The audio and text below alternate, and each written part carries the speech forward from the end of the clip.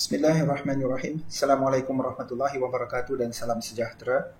Saya J. Suman bin Busmanadin, biasa orang panggil J dari Johor, Universiti Teknologi Malaysia dan juga merangkap mengarah kepada program ini. Pertama sekali mari kita lihat satu soalan yang sangat basic, iaitu what is a drone?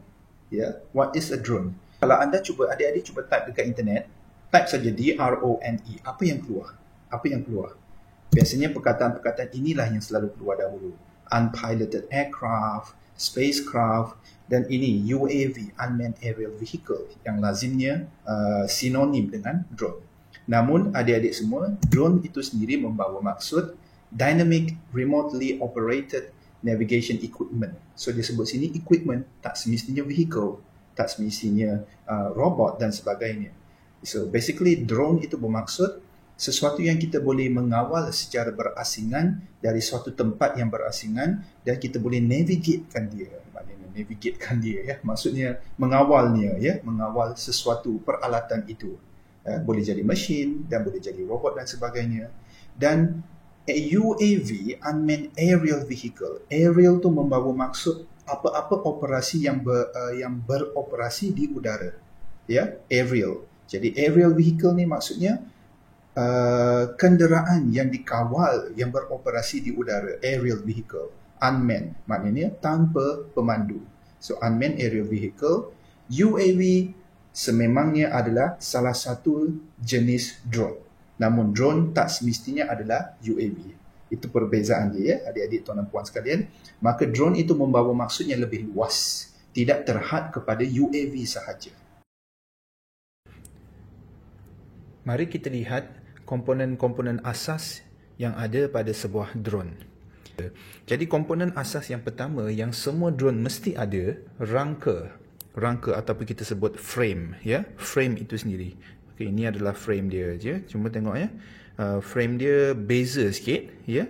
Macam ini dia guna material carbon fiber, ya, carbon fiber sebab bunyi dia keras, bunyi dia nampak keras dan tahan lasak, dan juga dia ringan, ya. Yang ni pula ada prop guard di sini. Yang kedua adalah motor itu sendiri, ya. Motor. Ini semuanya adalah motor lah. Ya, dia ada motor dan di atas motor itu ada propeller ataupun inilah kita panggil singkatannya props. Ya, ni props yang 4 bilah, ya. Ni adalah tri-blade, ya, tri-blade 3 bilah. Ya, ini 2 bilah, ya. 2 blade. Ya, 3 bilah dan 4 bilah. So propeller, ya, bila ada propeller dia ada prop guard. Ini dia punya prop guard ni lah. Ini adalah prop guard. Yang ni tak ada prop guard. Yang ni tak ada prop guard. Ya, ini tak ada prop guard. Ya, jadi yang selamatnya adalah terbang yang ada prop guard. Ya. Jadi motor tu tugas dia adalah untuk memusingkan propeller itu. Betul lah, memusingkan propeller itu. Jadi apa yang mengawal pusingan motor? Itulah kalau kita tengok di sini ada satu kabel. Ini kabel ni, ya. Kabel dari motor ni kan, ya. Motor ni dia sambung ke mana tu? Dia sambung ke sebuah papan elektronik kat sini, ya, electronic board di sini. Ini namanya adalah ESC. Papan ni namanya adalah ESC, Electronic Speed Control. Jadi inilah komponen yang berfungsi ataupun bertugas untuk mengawal kelajuan putaran motor itu, ya. Dan motor pula ada dua jenis motor. Satu adalah brushless motor, yang ini. Satu pula adalah brush motor, brush berus, ya. Drone Tello ni adalah brush motor. Brush motor ni dia lebih mudah, dia punya pembinaan dia lebih straightforward, dan brush motor ni dia tak perlu ESC, Electronic Speed Control, untuk mengawal kelajuan dia. Yang ni perlukan ESC. Jadi yang mana yang lebih baik? Yang bila ada ESC ni, kelajuan dia boleh mencapai kelajuan yang sangat tinggi. Yang ini tak setinggi yang brushless, ya. So itu antara komponen yang asas. Dan juga kalau brush motor ni dia lebih bising bila dia pusing.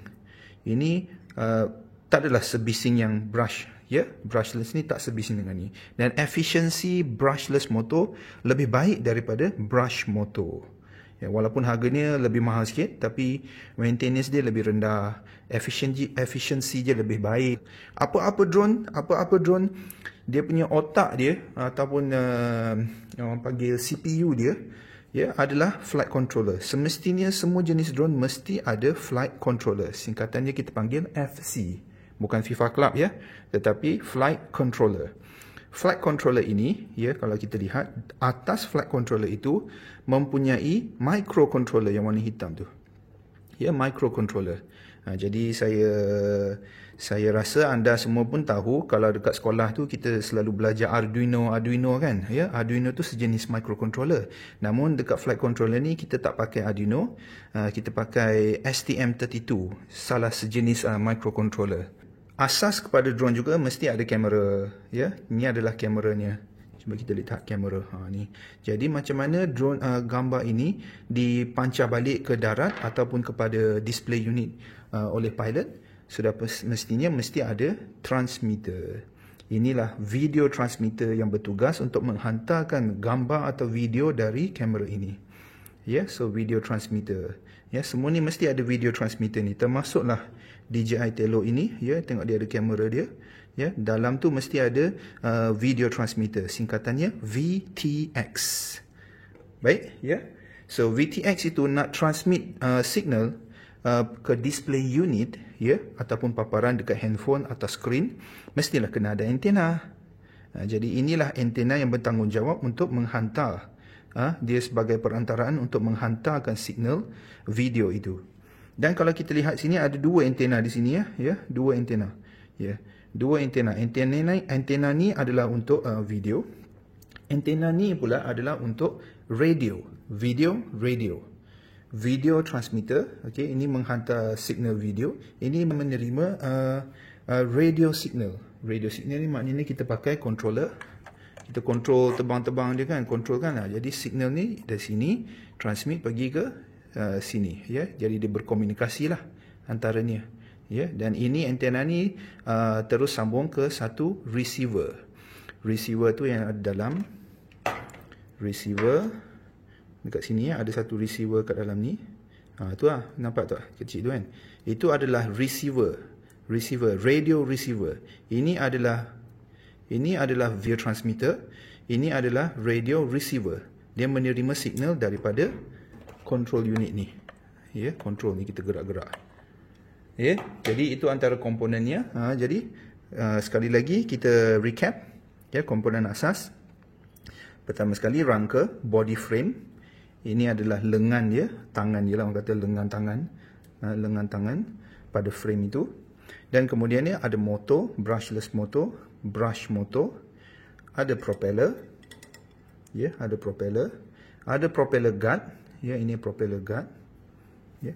Dan kemudiannya ini tak ada propeller guard, ya. Okey.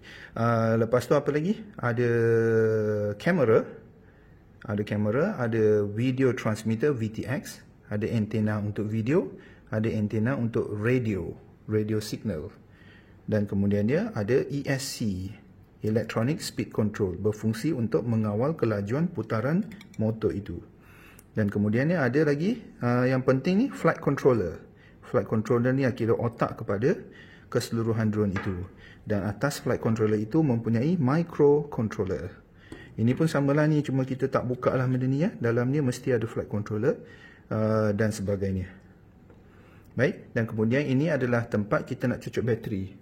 Ya, tempat kita nak cucuk bateri ni untuk power up drone ini. Jadi kalau nampak ada warna merah, ada hitam ni, warna merah hitam, kita tahulah warna merah hitam ni maknanya berkaitan dengan power supply, ya. Jadi penting, ya, merah hitam ni tak boleh sambung terbalik. Kalau terbalik terbakar satu drone itu, ya, bahaya, ya. Ya, jadi itulah komponen asas sebuah drone. Ada pula drone-drone yang lebih komersial, itu pula mempunyai satu lagi tambahan antena yang dinamakan GPS, Global Positioning System. Ya, Global Positioning System. So antena ni, ya, antena ni dia ada satu lagi antena nanti, ya, GPS punya antena. Ya, GPS antena Global Positioning System itu berfungsi untuk berkomunikasi dengan satellite. Untuk kita nak mengetahui kedudukan drone itu pada satu titik dalam udara, ya. Jadi bila drone tu tengah terbang dalam udara tu, ya, kita nak tahu koordinat atau posisi atau lokasi drone itu, kita guna GPS.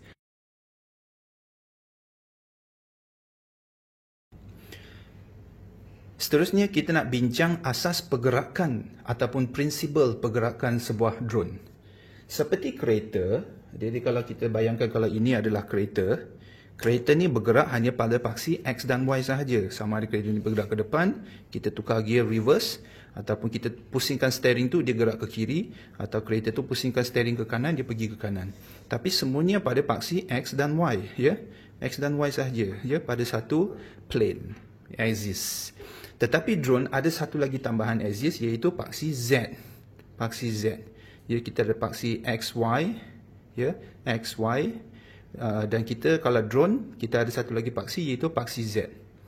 Jadi pergerakan drone agak berbeza dengan kenderaan-kenderaan darat. Jadi inilah drone. Jadi tuan-tuan dan puan-puan, adik-adik semua, ya, untuk drone ini nak terbang ke atas, ya, nak terbang ke atas. Ya, contohnya macam ni, dia terbang ke atas dekat kamera tu, ya, dia terbang ke atas, ya. Untuk dia nak terbang ke atas dan terapung dekat sana, ya. Contohnya dekat udara sekarang kan. Bila drone tu terbang ke atas nak terapung di udara, kita mengawalkan dia kedudukan statik di udara, itu namanya hover. H-O-V-E-R. Jadi kegunaan GPS tu kita boleh lock dia supaya dia terus floating ataupun hover dekat udara tu dengan stabil. Itu antara kelebihan kalau ada GPS. Tapi drone ni tak ada GPS, ya. Jadi bagaimana kita nak terbangkan drone ini supaya dia boleh naik atas, ya, nak naik atas.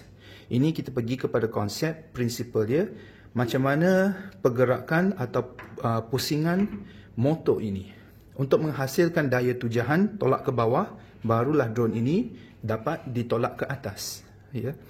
Jadi kita labelkan dahulu, ini adalah motor nombor 1, motor nombor 2, motor nombor 3, motor nombor 4. 1, 2, 3, 4. Ini labeling sahaja, ya. Sesetengah drone yang lain ataupun sesetengah orang dia melabelkan dengan cara lain. Mungkin 1, 2, 3, 4. Ya, tapi tak apa, untuk tujuan pendidikan kita label dahulu 1, 2, 3, 4. So yang pertama ni kalau di sini mengikut kedudukan kipas yang saya dah letak sini, ya, ini kita kena pusingkan propeller ini clockwise, mengikut arah jam. Baik, motor nombor 1 pusing arah ikut arah jam.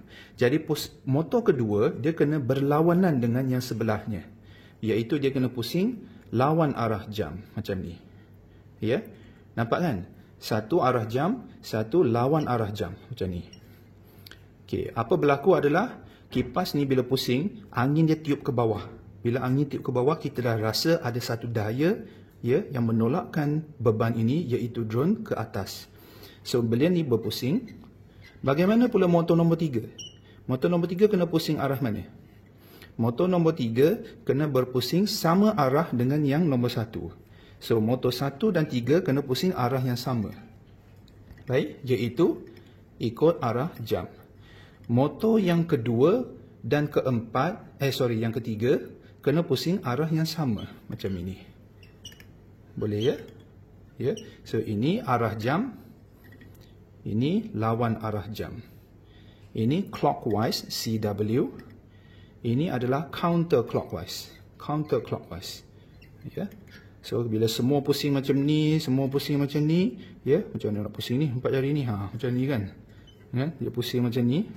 Dan bila pusing tu angin tu tiup ke bawah. Dengan rata, maka naiklah drone ini. Itulah kita dah katakan dia menghasilkan daya tujahan ke bawah dan menolakkan beban ini ke atas. 3 pergerakan utama yang tak ada pada kenderaan darat tapi ada pada drone adalah pergerakan pitch, pitching, ya, pitch ke depan, pitch ke belakang, pergerakan roll ke kiri, roll ke kanan, dan juga pergerakan yaw macam ni. Ya, dia gerak yaw, pusing ke kiri, pusing ke kanan. Ya, 3 pergerakan ini tak ada pada kenderaan darat. Dan jadi bayangkan, ya, tuan dan puan adik-adik semua, kalau gabungkan 3 pergerakan ini, kita dah ada paksi X, Y, Z. Bagaimana motor ini nak berpusing dengan kelajuan yang sepatutnya agar drone itu dapat bergerak dengan pergerakan yang kita nak. Contoh, tuan dan puan adik-adik, sekiranya kita nak drone ini pusing pitch ke depan supaya dia gerak ke depan, supaya dia terbang ke depan, ya. Bagaimana kita nak dua motor ini supaya dia boleh naik macam ni? Maknanya, dua motor ini kena pusing dengan lebih laju supaya daya dia lebih kuat daripada yang depan. Barulah dia terangkat belakang dia. Ya? Baru dia terangkat ke belakang. Jadi ini kena pusing laju.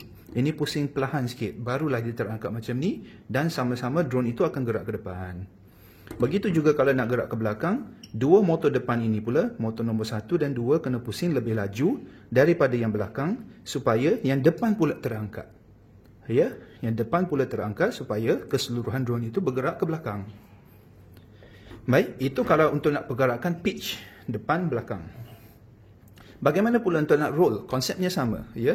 Motor 1, 2, 3, 4. Kalau kita nak roll ke kiri, macam mana kelajuan motornya? Obviously, dua motor inilah kena pusing dengan lebih laju supaya dia terangkat. Dua motor ini kena lebih perlahan supaya dia terangkat drone itu sampai kedudukan macam ini. Baru dia boleh tergerak. Ya, begitu juga kalau kita nak roll, R-O-L-L, roll ke kanan. Kita kena angkat dua motor ni kan? Jadi dua motor ini kena pusing dengan lebih laju berbanding dua motor di depan, baru terangkat macam ini dan dia akan bergerak. Boleh ya dapatnya konsepnya? Sekarang bagaimana pula dengan yaw? Yaw. Okey, cuba fikir sikit adik-adik, kalau kita nak gerakkan drone ini macam ini, motor yang mana yang kena laju sikit, motor mana yang kena perlahan sikit? Baik. Untuk menggerakkan drone ini pusing ke kiri macam ini, yaw to the left, ya. Motor 1 dan 3. 1 2 3 4. So motor 1 dan 3 dia kena pusing lebih laju. Ingat pergerakan dia kena sama kan? Bila benda ni pusing lebih laju, barulah dia akan gerak macam ni. Dia akan gerak macam ni. Sama juga kalau kita nak yaw to the right. Yaw to the right. Motor 2 dan motor 4 kena pusing lebih laju. Nah, ini kena pusing lebih laju supaya dia akan gerak macam ni, ya.